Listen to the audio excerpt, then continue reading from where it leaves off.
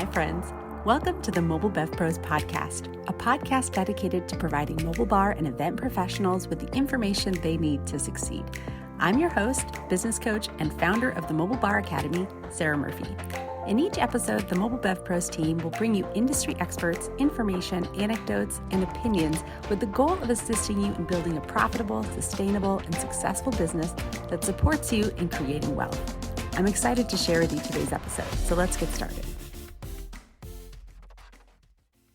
Today on the podcast, I'm here with Corbin of Nightowl Coffee Company. He is a return guest. A couple of years ago, we had you on. You had just started. What were you, like 1 or 2 years into the business at that point?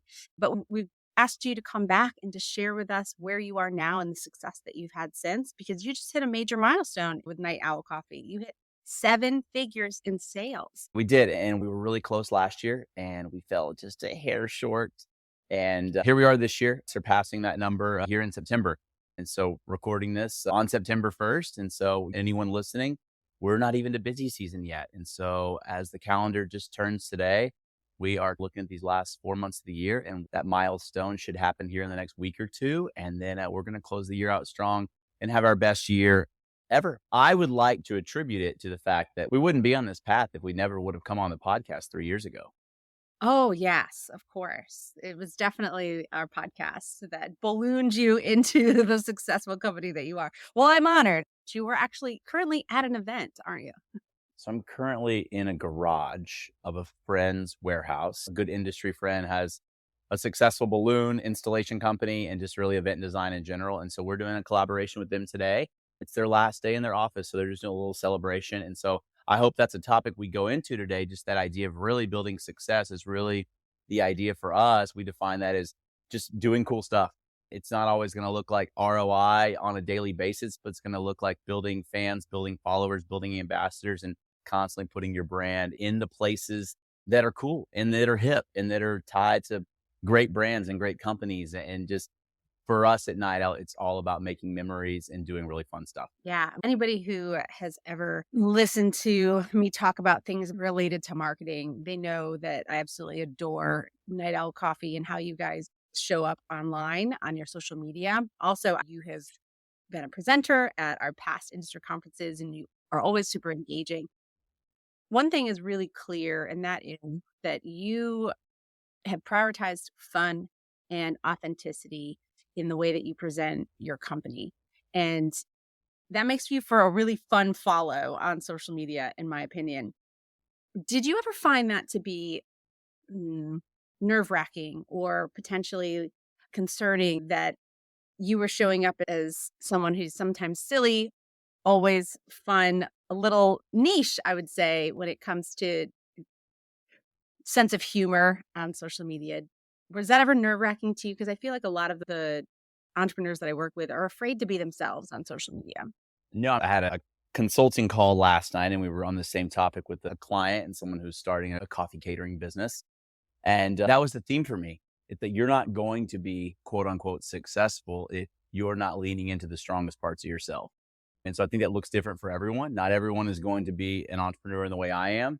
And Sarah, I'm not going to be able to do some of the things you do well, and you're not going to have the same strengths as I am. And so I think in a social media sensitive time period, we have to be conscious of not trying to be someone else, but being the best version of ourselves. For me, it's being playful. It's being fun. It was never about selling our brand. It was about marketing our brand. For me, it's not about getting out there and telling you to book Nightowl. It's about creating a brand that's fun, that people want to engage with. So I told the client last night, I said, we're not trying to be Target or Kmart. We're trying to be Gucci or Louis Vuitton. We don't post discounts. We don't ask you to come buy our product. We want something fun that makes you want to be a part of our community. I love that. There's a huge difference there. I always tell people when they're selling, that their goal should be to serve the people that are most aligned with their values. And it makes selling so much easier when you're not, to your point, asking someone to book you. You're putting yourself out there as an experience and as someone who can enhance their experience if they let you into their ecosystem and their sphere. Sure. And then, and second layer of that would be the idea of, for me, selling is not about the sell that's right in front of you. It's about the relationship that's a year or two down the road. And back to my conversation last night, I'm telling this consulting client, I say, as you begin to quote, you're going to down the road get that, hey, your prices are too high. But that's not the end of that relationship. For us, that's always looked like, hey, there's a young brand that's actually priced a little more competitively than we are because they're new. Go ahead and use them. From our perspective, they're doing a great job.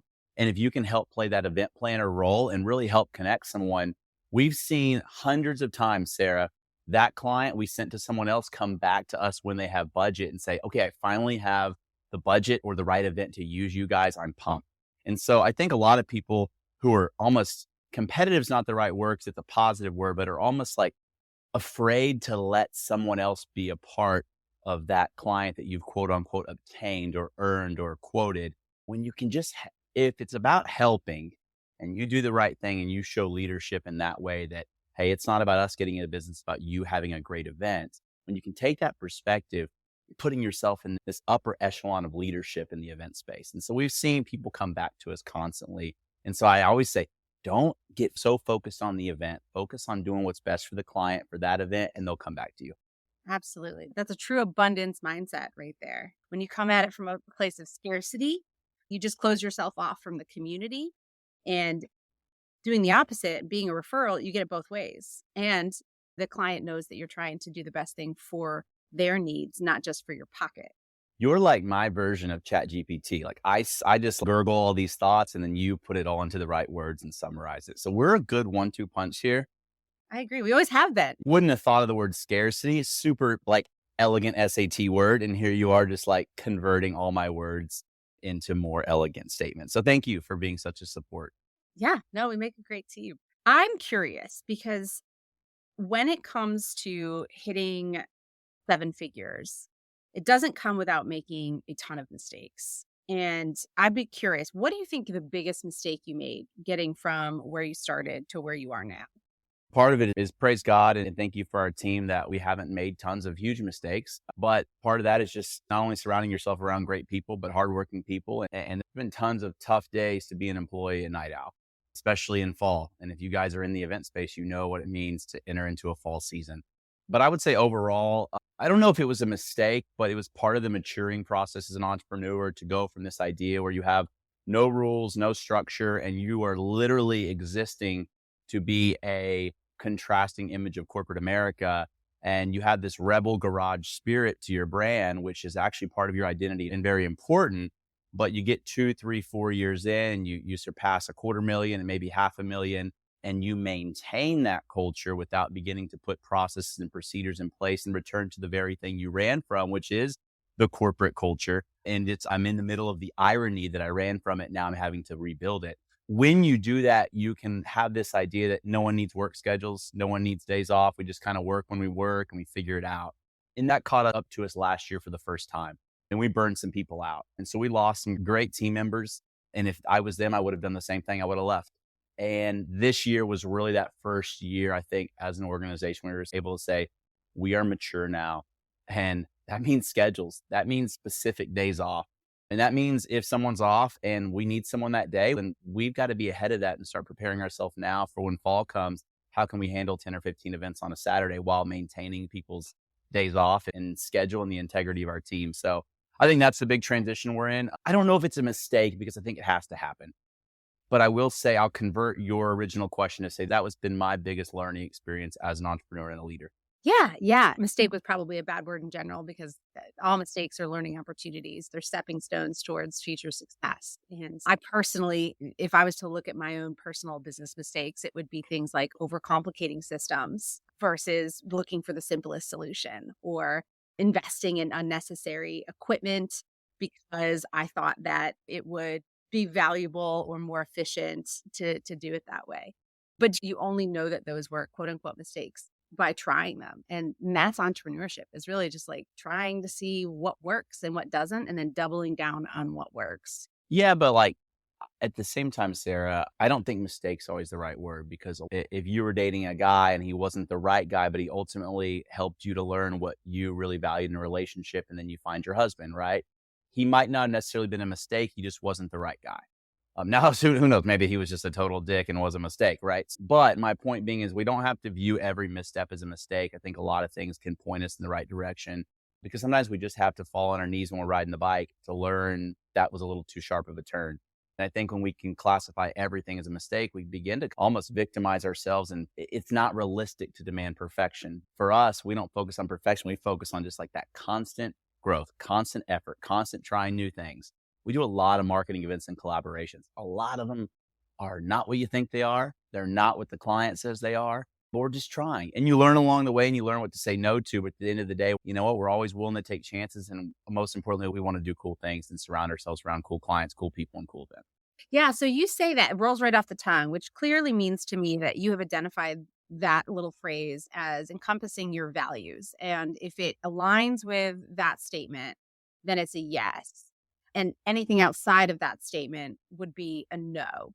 Don Bransuela likes to say that in the beginning, he was in the season of yes, and he'd say yes to all the things. It isn't until you say yes enough to know what's in alignment with your values and what's out of your alignment with your values that you then begin to get a good sense of what you should say yes to. And so my question to you is basically like, have you really honed in on your company values, and therefore it's easy to say yes to the things that align with those, and then no to the things that don't? My perspective is it's not really about values there. Values, I think, are what we believe maybe are more true convictions as a team. You talk about going through a year like 2020 together, that'll expose values, right? But I think we serve people, whether they're the same faith of us, the same political beliefs, whether they're left, top, bottom, we serve people. That's our role. That's our calling.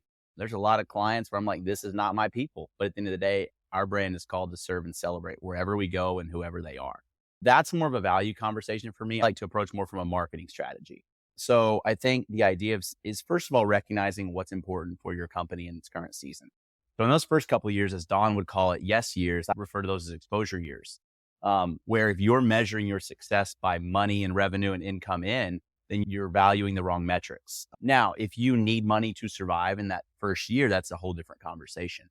I started this brand working full time, and then this was a side hustle for 2 years. So I didn't necessarily need that. What I wanted to do was build a community, build something beautiful. And I tell everyone, my goal was for every single girl to say, oh my gosh, that's so cute. That was my goal. That was the only goal. And if it wasn't, oh my gosh, that's so cute, why are we doing it? Because anyone can start a coffee bar with some plywood in their garage. We wanted to focus on aesthetics and focus on creating something that like Louis Vuitton or Gucci or Hermes or whatever it is, like makes you say, I want that. Maybe I can't have it right now, but I want that. And so in that same way, you see us on Instagram and it's like, they look so fun. They look so awesome. Okay, I can't hire them for my second birthday party because I don't have a $10,000 budget. But when that right event comes, we're in the back of their mind. And next thing you know, they're on their Christmas party with their Fortune 500 company. They're part of the committee for planning their Christmas party. And now is that opportunity. Going back full circle, because I went on a tangent there, like I can often do. I think when we say yes to something is one, we're at a season when we have to value our team first. So first is our calendar. Is a little bit of exposure, is a little bit something new. Is it worth it? Because it might mean having someone work when they should be off. And so I think we always consider, is it healthy for our team right now? Regardless of whether it's Rolex or it's a friend, like it doesn't matter who it is, healthy for our team. And then second of all, we have the capacity right now, and is it the right season? We don't do much collaboration in fall. Fall is very client focused, but summer's when we do a lot of cool things. Summer's when we do giveaways. Summer's when we sponsor a lot of stuff. Summer's when we have a lot of flexibility. So I think for us right now, we say yes when it checks the box of, is it healthy for our team? Is it fun? Does it continue to push for the mission that Night Owl's always doing fun and crazy things? And I'll tell a story here in just a second about what we did with Home Depot. So I want to transition because I'm getting long-winded, but let's make a note to go back to Home Depot. So before we move on, I want to point out something to you. I use Nightowl Coffee Cart as an example when I teach about marketing, and I went through your entire Instagram feed and I boiled down all of your content to 3 values, which you've just reflected back. I know what post you're going to say too. You're going to say it's the dating post when we gave away Carson on a date. That's always been your favorite post, and you've made that public. I do love that post, but that's not at all where I'm going with this. Because when I said that your little statement that you just spewed out was like your values, and that's what you say yes to, and everything else you say no to. And then you're like, I don't know if it's about values. But then when you told me what it is that you say yes to, you said, because we value our team. And that was the first thing you said. And then you went on to say 2 other things, which were the exact 3 things that when I looked at your Instagram, I boiled down entire Instagram feed into 3 values. It either falls into a team, clients, or fun. That's it. And those are your values. You value your team, you value your clients, and you value having fun. And so anything that is in alignment with those 3 things sounds like you say yes to. And the things that you don't or aren't in alignment with that are probably a hard no. I told you you're my chat GPT. I'm making notes right now of what you're teaching me about my own company. And I think what's really awesome is that you live these values. And that's important for any of our listeners, that you should live your values. It should be so obvious that you don't even have to know what those values are in words, but everything you do just exudes your values. And the fact that you didn't even have words to put to your values, but you absolutely 100% show up and adhere to those values in everything you do, that's chef's kiss. So you're going to tell me about Home Depot now? Yeah, we can go down the Home Depot talks. So here's an example, I think, of putting kind of team first and also just always making it about fun. So we had what I would call an empty day, no events, which doesn't happen too often. If I had to guess off the top of my head, maybe 5 to 10 days a year we don't have events. We are high volume. We'll do about 800 events this year. That can look like a common week of 2 events on a Tuesday all the way to 10 or 11 events on a Thursday, especially around fall time. So summer's when we do fun stuff. And so we had a day where there was nothing and we had everyone on schedule. It was a Tuesday, which is where we have the most people on the schedule. All of our employees are on Tuesdays because Tuesday, Wednesday, and Thursday are our biggest days. And so everyone's on Tuesday, no event. And I was like, okay, let's just do something fun. Everyone paired up. So we had 3 teams of 2. We have 7 employees. We had 6 on this project, and everyone got a van. Everyone got a partner. There was at least one guy on each team to handle the operation of setting up a coffee bar, and everyone had a mission: go do something cool. No rules, no limits. The general idea needs my approval. So anyways, so we printed custom vinyl for everything. So here's what my team did. So I was paired with Soraya, who's our bubbly, awesome production coordinator. So we were like, you know what? Let's go raid a Home Depot because we personally believe we can get in anywhere. We could do a Netflix series on breaking into the world's like best security systems because when you're the coffee bar wheeling through the dock, like no one asks questions. And so we branded the bar Home Depot's logo, Caffeine Contractors right below it. And we literally went and dropped our van and our ramp right at Home Depot's entrance, brought a bar in, just plugged in on the lumber aisle, and we just started shooting content. So I was like, okay, Sarai, we got 2 directions. Like we need the Home Depot aprons. And so I was like, there's only 2 ways. We can go straight to the manager, which is risky because it's either yes or no. Or we can try to maybe talk up some of their lower level cashiers. But we need those aprons to tell the story because we need like this post or this video to be about the fact that we snuck in, we were welcome, we became a part of the team. And so anyways, we tried to go under the radar for a little bit. And finally, we just weren't having much success. It's really weird when a coffee bar just pops up on the lumber aisle in Home Depot. People don't really get it. And so I finally just go up to the manager and I say, hey, and I forgot his name. I'm going to say Brian, just as a placeholder name. I said, hey, Brian, I'm Corbin with Nightowl Coffee. Actually, I didn't say, I said Corbin with Nightowl Media. I said, we're actually an ad partner of Home Depot corporate. The corporate usually doesn't like for us to engage the store managers, but we're shooting some content for National Coffee Day. It's just going to be on like the corporate social media pages. Corporate just wants to highlight the idea that we're just having fun with employees. And at the end of the day, Home Depot is all about culture and their team. So I said, all I need from you, and I just made up a name. I was like, Renee Walker at corporate just recommended that we go ahead and ask the manager for aprons. And if you can go ahead and just write our name. My name's Corbin. Her name's Soraya. That'd be awesome. I think other than that, we're good to go, brother. Can we get you some coffees? Because we're set up. And so just like that, he's like, yeah, sure. That sounds great. So here we are. So now we have this guy, Brian, going to get us aprons. So we got our custom aprons. There's an Instagram post of the picture. We haven't posted the video yet. We're still working on that storyline. But just the idea. So we ended up serving all the staff and customers, and people were confused. We did some just funny product promotion and some just cheesy video content. But we had another group go to a fire station house. They did the fireman logo and did the caffeine department, like replacing fire department. And they just served a local fire station. Anyways, it was just a fun day. And I think there's 2 perspectives. You can say, someone's going to say, oh, that sounds so fun. That's awesome. I love for our team to start being fun like that. Or someone's thinking, how much should it cost? I don't understand. Did you get permission? And that's the mindset that I want if you are naturally wired that way, to start letting go of a little bit when you're in the event industry. Because for us, it's about making memories. It's about doing exciting things that are a little sporadic and out there and fun, because that's what sells in the event space is partners that are fun, that are creative, that are collaborative. I can't tell you to be wired like me, which is by far forgiveness over permission. But I think it's a huge part of our identity, Sarah. And so it was fun. So I encourage anyone out there to let go a little bit, have maybe a day, a quarter where you just do something fun with your team. Maybe it's not that, but maybe it is just a little team dinner. Maybe it is just taking a half day and just going to celebrate the people around you and just create memories. Oh my God, that story is epic. Were you a kid that played a lot of pranks on people? I enjoy a good prank. I would probably lean towards the answer being yes. What's the best prank you've ever done, Sarah? Corbin, I don't even understand why April 1st is April Fool's Day. It does like if you were to ask me to play a prank, I would have zero thoughts as to how a prank would be handled. I don't think I have a prankish bone in my body. Not that I don't have a sense of humor. It's just not.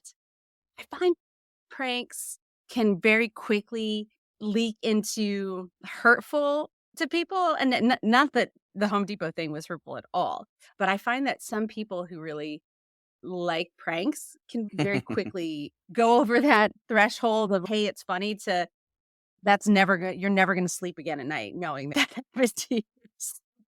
I just don't prank. When you're starting to talk about analyzing a prank at that level, it's probably past prank and more into abuse.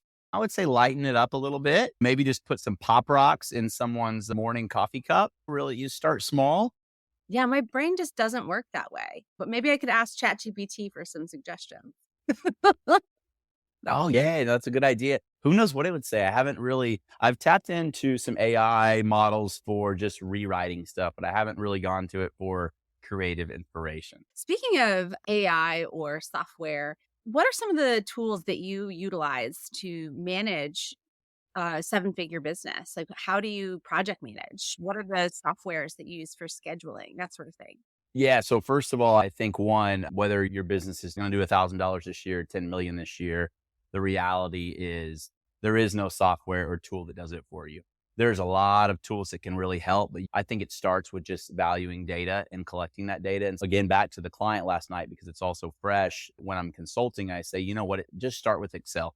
Start by capturing every single project and every detail for that project, the date of the project. If you're using just like a basic startup system like Square, if you're invoicing or quoting, the link to that quote, the date it's paid, the date it's executed, who your barista or bartender was on it, who delivered it, the install time, the service time, every possible event, capture that data. And that's one line in Excel, and it might be 15 different columns of information. Start there, because the software is not going to solve your problem until you really know what information is important to capture. We, to this day, use Excel for a lot of tools. Now, I'm Excel nerd. I've got some crazy, powerful formulas, but we're in the middle of a transition right now. We're using 17 hats, very similar to a Honeybook, very what I would call entry level for basic vendors. Once you get into inventory management and more complex businesses, you've outgrown it. And fortunately, doing what we do, we view our services more like being a DJ or an event, probably more like a DJ, less of an event rentals company. An event rentals company really has to manage all inventory and deliveries. A DJ really only has to manage their own equipment and their service times, their delivery times. And we operate a little more like that since we're streamlined on an hourly service. So for instance, we have packing crates for 1 hour events, 2 hour events, 4 hours events, 5-day events. We have all those packing lists. So on our side, we've always kept our back end operations and CRM systems very simple. We just made a transition. We're about to launch Good Shuffle Pro, which is really built for you're talking about 5, 6, 7 times the price per month, but we really see that as our next form of growth. We wouldn't be in a place to make the transition to that next level of software if we didn't really know exactly what we wanted, what data we wanted to collect, and why we wanted to make that move. I think a lot of people can make a move because you heard of friends doing it or it's just better. But really, I think don't buy a software until you know exactly why you're buying it. And so for us, it was really integrating the idea of client invoicing with operations. So this is a software that's going to allow us to put that invoice and bring that into our delivery schedules, manage our inventory. Right now, where we have the problem in fall is we can have 13 bars going out that have been booked, but we might not have that equipment right now to be able to support that. And so that's going to give us a much better kind of perspective into operations on, hey, this is what's coming up. This is where we're short in inventory. And so just tying all those things together. For the person who's just getting started, just get in the habit of collecting data.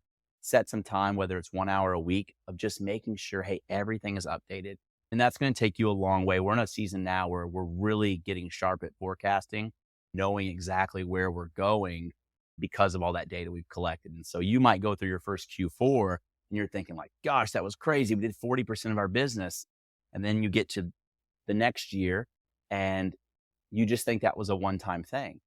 But when you've collected that data and you know that 35 to 40% of your business is always in fall, you're able there in May or June to say, okay, wow, is this a $500,000 fall? I don't believe that because that just feels so big, but I'm going to trust the data. I know it's happened 4 years in a row. I know that sales trends always look the same. Let's now start planning. This was the first year we were able to start planning in May and June for fall. So we're over hiring right now because we know those days are coming when we have 15 events. And we know if we don't plan, we're going to give up 20, 30, 50, $70,000 a month in revenue. And so that's coming. It's I guess the gift where it's like a Game of Thrones, winter is coming. Like that's kind of the spirit in the events industry. Fall is coming. And so we're right now focused on preparing for that. Yeah, no, I love that. One of the things that I like to tell clients is that you'll know when you need more software because there'll be friction in your business, but it'll be very specific. You'll know I need a CRM because the organization of my events not having a CRM is too arduous and balls are being dropped and communication is being miscommunicated. But starting off with nothing and learning your business so that you know what you need is great feedback. Great feedback. In the process of building this business, your family has grown. How has that worked? Did you take a paternity leave or how are you balancing family and business as you've But grown? paternity leave, what do you think? I work for Yeah, I don't work for Deloitte or Goldman Sachs. What is this, 6-month paternity leave? Yeah, paid paternity leave. Yeah, I've got friends who work for big 4 firms and they get 6 months, 9 months paternity leave and no limit on children. I'm like, gosh, I might just have 7 children.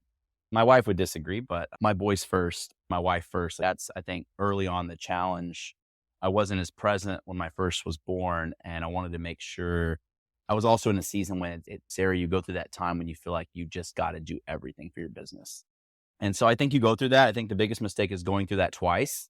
I think you're going to go through that season when you feel like you're not as home as much as you'd like to be. But I think one, that's about just you and your spouse being in a really good place and supporting and trusting each other. And then just making every effort to be there for your kids when you can. So now we're in a place where I've got a team that can really cover for me and knows that the value for me of being home. I say I don't miss bedtimes unless I absolutely have to. And that's where I think you can get caught with what does absolutely have to mean. For a lot of people, that can mean any opportunity to get out of the house. So I don't do networking events. I don't, because I don't want to go to a happy hour from 5 to 7 because that's my time with my kids. But I'll absolutely spend I'll go back out at 9:00 p.m. if I ever want to go to an industry event or an industry party and tell my wife she can watch Gossip Girl or, oh gosh, Gilmore. I like Gossip Girl. Gilmore Girls is terrible, horrible. So I always tell her hey, save Gilmore Girls for the nights where I'm going to go back out because I can't do that show. I'm all in for the chicky shows, but Gilmore Girls is where I draw the line. So yeah, I think just not feeling the pressure of having to do what everyone else is doing. For me, I think once you can put up boundaries, people respect you so much more. And we're working on that internally of just, hey, you need to respect your time off. I think it's natural when you work for a small business to just, especially when you're a great employee and a hard worker, to want to say, oh no, I can work today. And a couple times that's great. But what will happen to employees or team members that say that is they'll find themselves saying that. And then in 3 months, they'll be burned out because they volunteered their time a little too much. So I think where I'm focused as a leader is saying, no, you're not working today.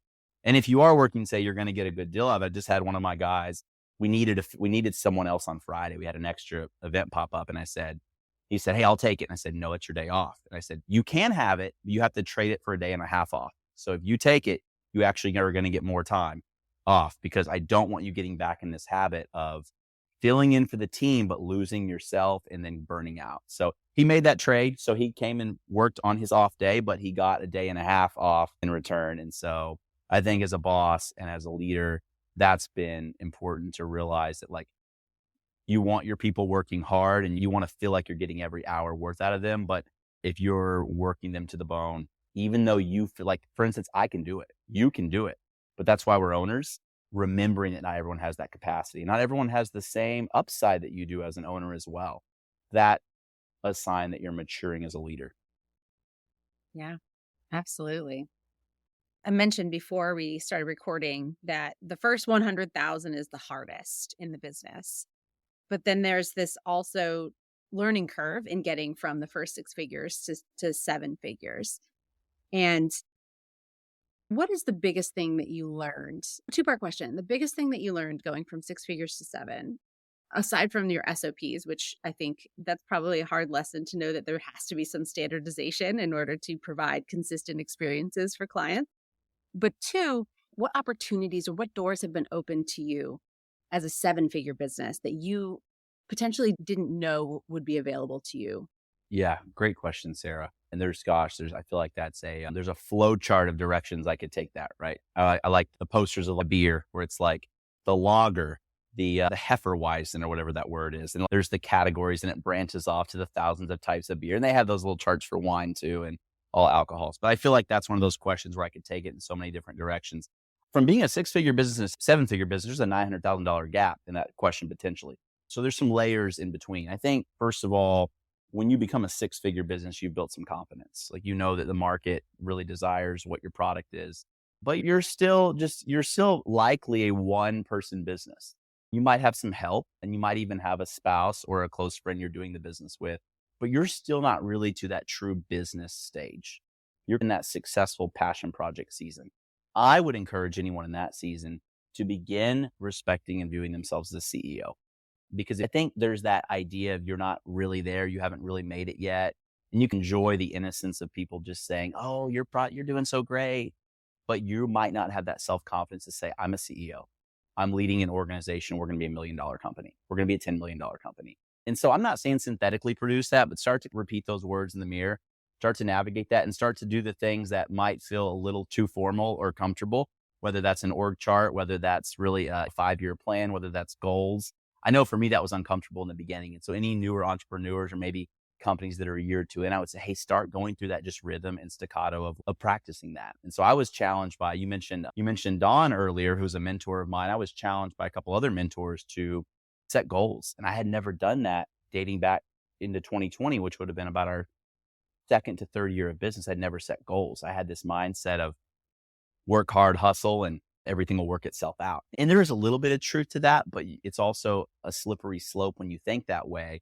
Once I created some goals, it started to allow me to really strategically think.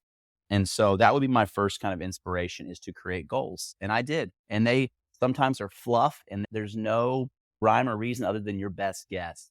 But it's going to start to help you to think, oh, wow, so we need an employee for every $100,000 of business. Wow. Okay. And we're an 8-employee company by the time we get to $1 million. And you start to have vision. Wow, we're going to need 4 vans. We're going to need 5 vans. We're going to need 10 bars, 20 bars. And you can start to build out that math to really start to project and see and envision where you're going. Sarah, I like the vision of compound interest. I mentioned this to you earlier, but we learned it as children, and then the school system fails us and doesn't make any of it relevant. And then you become 30 or 40 and you realize what compound interest actually means. And now we're in a moderately decent interest rate environment. So it's subject again. But you put $1 in the bank, and let's say in 20 years, it becomes $2. That doesn't really change your life. Even if it's $1,000, getting to $2,000 really doesn't change your life. But let's say we're compounding at a faster rate and we're doubling. We go from 1,000 to 2,000 and you're thinking, oh, that's awesome. I've doubled my money. It doesn't change your life. And then you're at 4,000 the next year. That's great. Gosh, we're like doubling every year. And then 8, and then 16, and then 32. Those first couple of years, the growth is incredible, but it's not life-changing. But then what happens is 64, 128, 256, 512, 1,024, 2,048. And that growth faster and faster. And we'll go in the opposite way. You start rolling down that hill of growth. And then that's where we're at now. Is you were growing steadily, but now, it feels like those spokes are spinning a little faster now because of what the idea of compound interest or compound growth. And so I think that happens when about 5, 6, 7 years into your business. And it's why they say the first 100,000 is the hardest, because getting from $1 million to 2 million will not be that hard. But getting from 100,000 to 250,000, That's a lot harder because that's going to challenge everything you think you know about your business. That's going to make you have to make a decision about quitting your job. That's going to make you have to make a decision about, holy crap, I got to start buying stuff and it costs me real money. So right now, I think the thing we're seeing, the biggest opportunities are just, we're constantly just like having these praise God moments where, like, man, the amount of stuff, the amount of big stuff, we used to get excited about a $2,000 invoice. Now it's $30,000 invoices. Now it's $25,000 invoices. Now it's traveling to Vegas and Orlando. And it won't be long before we get an inquiry for Paris, not Texas. I won't go to Paris, Texas, but Paris, France. And so it happens quick and it's fun and it's exciting. And we're in the season right now of, hey, what do we do? Whatever the client, whatever idea they have. And we just got asked to can a bunch of coffee for a high-end wedding. And we're like, well, sure, why not? The invoice will pay for all the equipment. Let's try it. And we're in the season of just kind of trial. And you know what? We can afford to take those steps and see if we like doing that or not. And we're ultimately in the business of bringing coffee and events together, and whatever that looks like, whether it's on a cart, in a truck, in a can, or whether we're shooting coffee out of a hot air balloon, we're going to figure it out. So that's the season we're in. It's fun. I think the opportunities right now, to answer your question, are just, they're coming left and right, and they're big and there's fun stuff. And we're really starting to see ourselves more as a marketing agency through coffee than we are a coffee catering or coffee cart company. We help brands spend money in a way that engages their clients, their employees, their team, or their customers, their target customers, using the world's most consumed beverage. We're aiding that creativity on, hey, how can we use coffee to really bring people together? Oh my gosh, I love that. That's awesome. I also really love the compounding interest analogy that you make there. And the reason I like it for this particular industry, or the vast majority of the listeners that listen to this podcast, is because about 80% of mobile bar owners will close or sell their business between years 3 and 5. And I think it's because it's so hard. It's so hard to make that first 6 figures. And to your point, once you hit that 6 figures, now you're like, I need help and I need all this equipment and I need all this stuff. And they're afraid to take that leap. And it's still so much work because they haven't put their CEO hat on and they haven't said, okay, I'm going to run this company like an owner instead of an owner operator. And they close it down. And that always makes me a little sad because you closed it down right before you hit the precipice, right before you have that Mm-hmm. ability to really take off and benefit from all of that momentum that you created. Yeah, I would say that also can come from a lack of vision. I think someone can start something and be excited to tell their friends and be excited to make some side money. But until you can see what you're doing as more than just what you're doing, it's always going to be a challenge to keep going. For us, I don't know where we're going to be in 5 years. I have no idea, because one client, one opportunity can change everything for your business. But I know that we're going to continue to do cool stuff, awesome stuff, put ourselves in uncomfortable situations, continue to commit to taking clients' money that we actually don't have the equipment or devices or whatever to actually perform as of today, but we're letting that growth come to us. And we're just going to continue to be a little crazy and be a little psychotic and build our team and grow our team. And just the amount of stuff we're doing this year is just, it's been fun. We were with the Jonas Brothers a couple nights ago. We've been with 6 Major League Baseball clubs just in the last few months when they're coming here to Texas. And we're with Pink here in a few weeks. And just, we're going to New Orleans and Vegas this year. And just, these are things that last year we weren't doing big rock stars green rooms. We weren't traveling across the country. And so these things can happen fast. And it's fun. I always like saying the best invoice is the one you actually can't perform today. Oh, And so it's this idea of, yeah, it really is. Okay, I can issue a $1,500 coffee invoice, blah, blah, blah. That's bread and butter. But it's more fun for an invoice for 15 bars in New York City and acting like we can do that with ease. And then taking that money and being like, holy crap, guys, we got to figure out how to do this now. We don't know anything about New York. Let's go. So that's the fun. That's the challenge. It's going to a toy store and saying, what kind of puzzle are you looking for? And you're like, I don't know, a 45,000 piece 3D jig. And then you're like telling your friend or your wife, I've never done more than like a 10-piece puzzle.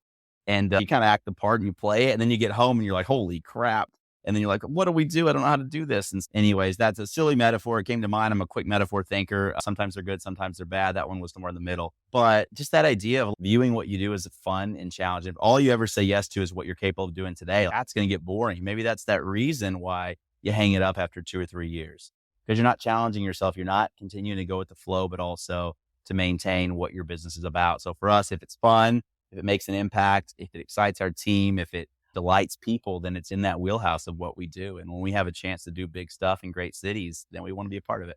Corbin, you are one of my favorite people to keep an eye on. You're not only living your values, but you're immensely fun to watch and to listen to. And you've always been so generous in sharing your thoughts and the lessons that you've learned in entrepreneurship and being a CEO of a company. And I can't tell you how excited I am to see what's next for both you and Nightowl Coffee. Yeah, we're excited. And Sarah, I think the most fun thing about our industry, my prior industry, the finance space, was very opposite.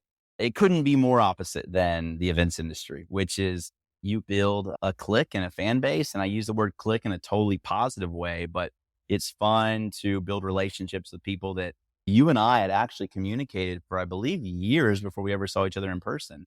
We were kind of like online crushes. But when we saw each other for the first time, it was like we felt like we knew each other. And that's just what's fun about our space, is being able to be fans and support each other from afar and admire someone. And you do a handful of things that I admire that I'll never be great at as well. And so one of them is educate and run operations and really tidy up businesses in a ready to sell format. And you're much more organized than I am. But again, that's your strength. And so lean into it. And so our strength is marketing, having fun. And there's a lot of things behind the scenes. Sometimes we just have to figure out as we go. And so if you know any really organized operations people in the Texas market, send them my way. Okay. In the meantime, I'll do what I do best, and that's have fun. Yeah, I love it. You're a gift to our industry, and I can't wait until we get to meet up again. We're thinking about putting the next conference in Puerto Rico. So, Oh, I am there. I might even bring the wife, leave the kids with the grandparents. Yeah. So for anyone looking to learn the coffee space, we always recommend going through just our consulting. It's a very informal, just paid hourly phone call process. And I always say an hour on the phone with us has 6-figure value, because it can be the changing those dials to your thought process enough to, one, make you maybe not start your business, or two, completely change your perspective on it. Or three, just really give you that support and confidence to say, okay, we can do this. And so that's really fun for us to be able just to push forward the next wave of entrepreneurs doing what we do. I don't mind helping people to do what we do, because we just view ourselves as doing bigger things, and you're not going to catch up to us in 5 or 10 years anyway. So I want to help you build a career and provide for your family and get out of that hamster wheel of a corporate America and start something for yourself. So I love that. I love challenging. I love pushing people. And I always say, like, pushing them off the entrepreneurial cliff, right? Just pushing them off and saying, go do it. More than happy to help. Connect with us, nightowlcoffeecart.com, or on Instagram. We've got an amazing sales team behind that. So they'll get you connected to our consulting program, which is just out by the hour calls with myself. So more than happy to help you guys out there. Sarah, if you ever want to start a coffee cart, you know where to find me. If I start a coffee cart, I would be talking about a licensing agreement with Nightowl Coffee Cart, honestly. So let's go. I'll pop you an email. All right, let's do it. Thank you, Corbin, for your time today. I'm sure it will not be the last time that we have you on the podcast, nor will be the last time you and I chat. I'll make sure that all of your information that you've provided will be in the show notes today. And have a great rest of your day. Looks like our next episode is going to have to be when we're an 8-figure business. So we'll see you there. Oh, yeah. Miss Sarah, always a pleasure. You're incredible. It's an honor to share a screen with you. And you guys keep crushing it. You do what you do, which is just empower your industry. And we thank you for allowing us caffeinators to be a part of your industry. And that wraps up today's episode. I hope it was valuable. I would love to hear from you what you thought. You can drop me a line at hello@mobilebevpros.com or find me on Instagram at mobilebevpros. If you're looking for more valuable mobile bar related content, we have a website full of it. You can find us at www.mobilebevpros.com. And I'd love to see you in our Facebook community, also by the name of, you guessed it, Mobile Bev Pros. Thank you for joining me today. And until next time, cheers.